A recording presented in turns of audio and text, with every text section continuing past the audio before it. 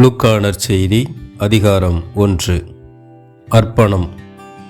மாண்புமிகு தியோபில் அவர்களே, நம்மிடையே நிறைவேறிய இந்நிகழ்ச்சிகளை முறைப்படுத்தி ஒரு வரலாறு எழுத பலர் முயன்றுள்ளனர்.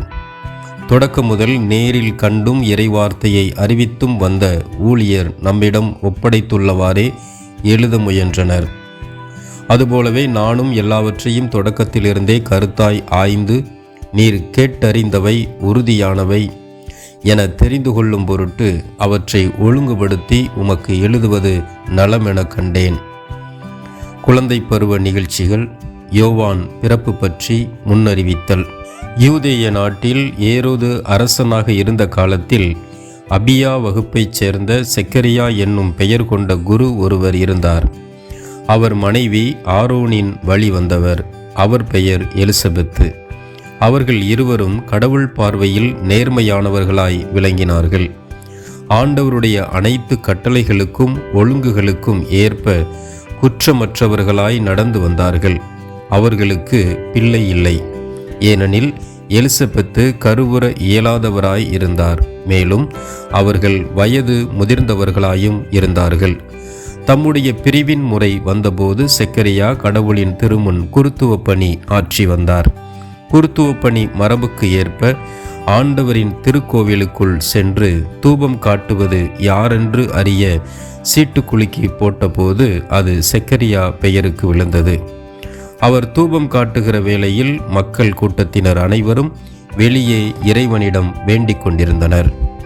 அப்பொழுது ஆண்டவருடைய தூதர் ஒருவர் தூப பீடத்தின் வலப்பக்கத்தில் நின்றவாறு அவருக்கு தோன்றினார். அவரை கண்டு செக்கரியா அச்சமுற்று கலங்கினார். வானதூதர் அவரை நோக்கி, செக்கரியா, அஞ்சாதீர், உமது மன்றாட்டு கேட்கப்பட்டது. உம் மனைவி எலிசபெத்து உமக்கு ஒரு மகனை பெற்றெடுப்பார். அவருக்கு யோவான் என பெயரிடுவீர். நீர் மகிழ்ந்து பேரு வகை கொள்வீர். அவரது பிறப்பால் பலரும் மகிழ்ச்சி அடைவர். அவர் ஆண்டவர் பார்வையில் பெரியவராய் இருப்பார். திராட்சை மதுவோ வேறு எந்த மதுவோ அருந்த மாட்டார். தாய் வயிற்றில் இருக்கும்போதே தூய ஆவியால் முற்றிலும் ஆட்கொள்ளப்படுவார். அவர் இஸ்ரேல் மக்களுள் பலரை தம் கடவுளாகிய ஆண்டவரிடம் திரும்பி வரச் செய்வார். எலியாவின் உளப்பாங்கையும் வல்லமையையும் உடையவராய் அவருக்கு முன் செல்வார். தந்தையரும் மக்களும் உளம் ஒத்துப்போகச் செய்வார். நேர்மையாளர்களின் மனநிலையை கீழ்ப்படியாதவர்கள் பெறச் செய்வார். இவ்வாறு ஆண்டவருக்கு ஏற்புடைய ஒரு மக்கள் இனத்தை ஆயத்தம் செய்வார் என்றார். செக்கரியா வானதூதரிடம், இது நடைபெறும் என எனக்கு எப்படி தெரியும்? நான் வயதானவன், அதுபோல் என் மனைவியும் வயது முதிர்ந்தவராயிற்றே என்றார். அதற்கு வானதூதர் அவரிடம், நான் கபிரியேல், கடவுளின் திருமுன் நிற்பவன். உம்மோடு பேசவும் இந்த நற்செய்தியை உமக்கு அறிவிக்கவும் அனுப்பப்பட்டேன். இதோ பாரும், உரிய காலத்தில் நிறைவேற இருக்கும் என்னுடைய வார்த்தைகளை நீர் நம்பவில்லை. ஆதலால் அவை நிறைவேறும் வரை நீர் பேச்சற்றவராய் இருப்பீர். உம்மால் பேசவே இயலாது என்றார். மக்கள் செக்கரியாவுக்காக காத்திருந்தனர். திருக்கோவிலில் அவர் காலந்தாழ்த்துவதை குறித்து அவர்கள் வியப்படைந்தார்கள். அவர் வெளியே வந்தபோது அவர்களிடம் பேச முடியாமல் இருந்தார். ஆதலால் அவர் திருக்கோவிலில் ஏதோ காட்சி கண்டிருக்க வேண்டும் என அவர்கள் உணர்ந்து கொண்டார்கள். அவர் அவர்களிடம் செய்கைகள் வாயிலாக உரையாடி வந்தார். பேச்சற்றே இருந்தார். அவருடைய திருப்பணி காலம் முடிந்ததும் அவர் வீடு திரும்பினார். அதற்கு பின்பு அவர் மனைவி எலிசபெத்து கருவுற்று 5 மாதம் அளவும் பிறர் கண்ணில் படாதிருந்தார். மக்களுள் எனக்கிருந்த நிகழ்ச்சியை நீக்க ஆண்டவர் என் மீது அருள் கூர்ந்து இந்நாளில் இவ்வாறு செய்தருளினார் என்று தமக்குள் சொல்லிக் கொண்டார். இயேசு பிறப்பின் முன்னறிவிப்பு. 6ஆம் மாதத்தில் கபிரியேல் என்னும் வானதூதரை கடவுள் கலிலேயாவில் உள்ள நாசரேத்து என்னும் ஊரிலிருந்த ஒரு கன்னியிடம் அனுப்பினார். அவர் தாவீது குடும்பத்தினராகிய யோசேப்பு என்னும் பெயருடைய ஒருவருக்கு மன ஒப்பந்தமானவர். அவர் பெயர் மரியா. வானதூதர் மரியாவுக்கு தோன்றி, அருள் மிக பெற்றவரே வாழ்க, ஆண்டவர் உம்மோடு இருக்கிறார் என்றார். இவ்வார்த்தைகளை கேட்டு அவர் கலங்கி இந்த வாழ்த்து எத்தகையதோ என்று எண்ணி கொண்டிருந்தார். வானதூதர் அவரை பார்த்து, மரியா, அஞ்ச வேண்டாம், கடவுளின் அருளை கண்டடைந்துள்ளீர். இதோ கருவுற்று ஒரு மகனை பெறுவீர். அவருக்கு இயேசு என்னும் பெயரிடுவீர்.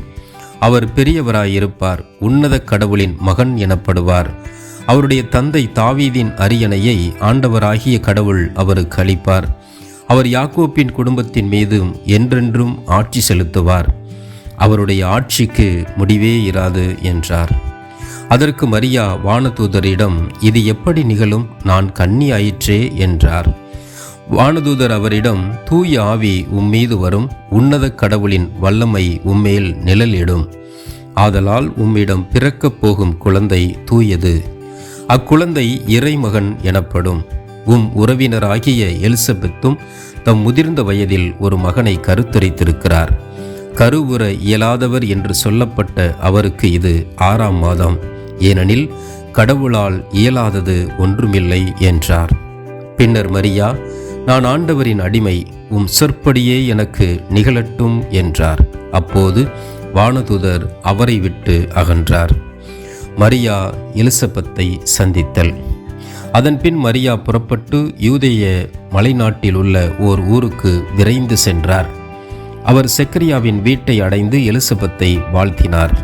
மரியாவின் வாழ்த்தை எலிசபெத்து கேட்டபொழுது அவர் வயிற்றில் இருந்த குழந்தை மகிழ்ச்சியால் துள்ளிற்று. எலிசபெத்து தூய ஆவியால் முற்றிலும் ஆட்கொள்ளப்பட்டார்.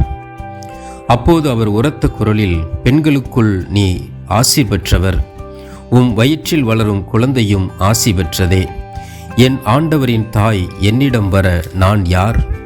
உம் வாழ்த்துரை என் காதில் விழுந்ததும் என் வயிற்றினுள்ளே குழந்தை பேறு வகையால் துள்ளிற்று. ஆண்டவர் உமக்கு சொன்னவை நிறைவேறும் என்று நம்பிய நீர் பேறு பெற்றவர் என்றார். மரியாவின் பாடல். அதை கேட்ட மரியா பின்வருமாறு கூறினார். ஆண்டவரை எனது உள்ளம் போற்றி பெருமைப்படுத்துகின்றது. என் மீட்பராம் கடவுளை நினைத்து எனது மனம் பேருவகை கொள்கின்றது. ஏனெனில் அவர் தம் அடிமையின் தாழ்நிலையை கண்ணோக்கினார். இது முதல் எல்லா தலைமுறையினரும் என்னை பேறு பெற்றவர் என்பர். ஏனெனில் வல்லவராம் கடவுள் எனக்கு அரும்பெரும் செயல்கள் செய்துள்ளார். தூயவர் என்பதே அவரது பெயர். அவருக்கு அஞ்சி நடப்போருக்கு தலைமுறை தலைமுறையாய் அவர் இரக்கம் காட்டி வருகிறார். அவர் தம் தோள் வலிமையை காட்டியுள்ளார். உள்ளத்தில் செருக்குடன் சிந்திப்போரை சிதறடித்து வருகிறார். வலியோரை அரியணையினின்று தூக்கி எறிந்துள்ளார். தாழ்நிலையில் இருப்போரை உயர்த்துகிறார். பசித்தோரை நலன்களால் நிரப்பியுள்ளார். செல்வரை வெறுங்கையராய் அனுப்பிவிடுகிறார். மூதாதையருக்கு உரைத்தபடியே அவர் ஆபிரகாமையும் அவர்தம் வழிமரபினரையும் என்றென்றும் இரக்கத்தோடு நினைவில் கொண்டுள்ளார். தம் ஊழியராகிய இஸ்ரேலுக்கு துணையாக இருந்து வருகிறார். மரியா ஏறக்குறைய 3 மாதம் எலிசபெத்தோடு தங்கியிருந்த பின்பு தம் வீடு திரும்பினார். திருமுழுக்கு யோவானின் பிறப்பு. எலிசபெத்துக்கு பேறுகாலம் நெருங்கியது. அவர் ஒரு மகனை பெற்றெடுத்தார். ஆண்டவர் அவருக்கு பெரிதும் இரக்கம் காட்டினார் என்பதை கேள்விப்பட்டு சுற்றி வாழ்ந்தோரும் உறவினரும் அவரோடு சேர்ந்து மகிழ்ந்தனர். 8ஆம் நாளில் அவர்கள் குழந்தைக்கு விருத்த சேதனம் செய்ய வந்தார்கள். செக்கரியா என்ற அதன் தந்தையின் பெயரையே அதற்கு சூட்ட இருந்தார்கள். ஆனால் அதன் தாய் அவர்களை பார்த்து, வேண்டாம், அதற்கு யோவான் என பெயரிட வேண்டும் என்றார். அவர்கள் அவரிடம், உறவினருள் இப்பெயர் கொண்டவர் எவரும் இல்லையே என்று சொல்லி, குழந்தைக்கு என்ன பெயரிடலாம், விருப்பம் என்ன என்று தந்தையை நோக்கி சைகை காட்டி கேட்டார்கள். அதற்கு அவர் எழுதுபலகை ஒன்றை கேட்டு வாங்கி இக்குழந்தையின் பெயர் யோவான் என்று எழுதினார். எல்லாரும் வியப்படைந்தனர். அப்பொழுது அவரது வாய் திறந்தது, நா கட்ட விழுந்தது. அவர் கடவுளை போற்றி புகழ்ந்தார். சுற்றி வாழ்ந்தோர் அனைவரும் இதை பற்றி கேள்விப்பட்டு அஞ்சினர். இச்செய்தி யூதேய மலைநாடெங்கும் பரவியது. கேள்விப்பட்டவர்கள் யாவரும் இச்செய்தியை தங்கள் உள்ளங்களில் இருத்தி, இக்குழந்தை எப்படிப்பட்டதாக இருக்குமோ என்று சொல்லிக் கொண்டார்கள். ஏனெனில் அக்குழந்தை ஆண்டவருடைய கைவன்மையை பெற்றிருந்தது. செக்கரியாவின் பாடல். பிள்ளையின் தந்தை செக்கரியா தூய ஆவியால் ஆட்கொள்ளப்பட்டு உரைத்த இறைவாக்கு. இஸ்ரேலின் கடவுளாகிய ஆண்டவரை போற்றுவோம், ஏனெனில் அவர்தம் மக்களை தேடி வந்து விடுவித்தருளினார். தம் தூய இறைவாக்கினர் வாயினால் தொடக்க முதல் அவர் மொழிந்தபடியே அவர்தம் ஊழியராகிய தாவீதின் குடும்பத்தில் வல்லமையுடைய மீட்பர் ஒருவர் நமக்காக தோன்றச் செய்தார். நம் பகைவரிடமிருந்தும் நம்மை வெறுப்போர் அனைவரின் பிடியிலிருந்தும் நம்மை மீட்பார். அவர்தம் மூதாதையருக்கு இரக்கம் காட்டி தமது தூய உடன்படிக்கையையும் நம் தந்தையாகிய ஆபிரகாமுக்கு அவர் இட்ட ஆணையையும் நிறைவேற்ற நினைவு கூர்ந்தார். இவ்வாறு நாம் பகைவரின் பிடியிலிருந்து விடுவிக்கப்பட்டு தூய்மையோடும் நேர்மையோடும் வாழ்நாளெல்லாம் அச்சமின்றி அவர் திருமுன் பணி செய்யுமாறு வழிவகுத்தார். குழந்தாய், நீ உன்னத கடவுளின் இறைவாக்கினர் எனப்படுவாய். ஏனெனில் பாவ மன்னிப்பால் வரும் மீட்பை அவர்தம் மக்களுக்கு அறிவித்து ஆண்டவருக்கான வழியை செம்மைப்படுத்த அவர் முன்னே செல்வாய்.